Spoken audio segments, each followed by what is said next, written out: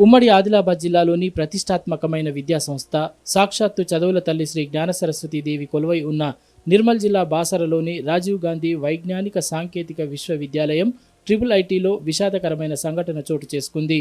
ఐఐటిలో ద్వితీయ సంవత్సరం ఇంజనీరింగ్ చదువుతున్న వసంత అనే విద్యార్థిని ఆత్మహత్యకు పాల్పడింది. మృతురాలి స్వస్థలం వనపర్తి జిల్లా అని సమాచారం. ఈ మేరకు వసంత కుటుంబ సభ్యులకు ఐఐటి సిబ్బంది సమాచారం అందించినట్లు తెలిసింది. విద్యార్థిని మృతదేహాన్ని సిబ్బంది నిర్మల్ జిల్లా బైన్సా పట్టణంలోని ప్రభుత్వ ఏరియా ఆసుపత్రికి తరలించారు. అయితే స్థానికులు అందించిన ప్రాథమిక సమాచారం మేరకు ఐఐటి విద్యార్థిని వసంత కళాశాల ప్రాంగణంలోని యమున అనే బాలికల వసతి గృహంలో ఉరివేసుకుని ఆత్మహత్యకు పాల్పడినట్లు చెబుతున్నారు. గుర్తించిన సిబ్బంది ఐఐటి అధికారులకు సమాచారం అందించారు. అనంతరం ఆసుపత్రికి తరలించారు. కానీ ఆ విద్యార్థిని అప్పటికే మృతి చెందినట్లు నిర్ధారించారు. విద్యార్థిని ఆత్మహత్యకు గల కారణాలు తెలియాల్సి ఉంది. ఐఐటి అధికారులు సిబ్బంది కూడా ఏ విషయం స్పష్టం చేయడం లేదు.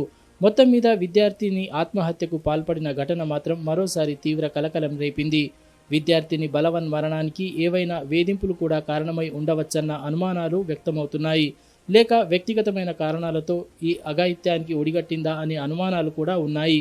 ఏది ఏమైనప్పటికీ పోలీసుల దర్యాప్తు పూర్తయితే ఈ ఘటనకు సంబంధించిన పూర్తి వివరాలు వెల్లడయ్యే అవకాశం ఉంది.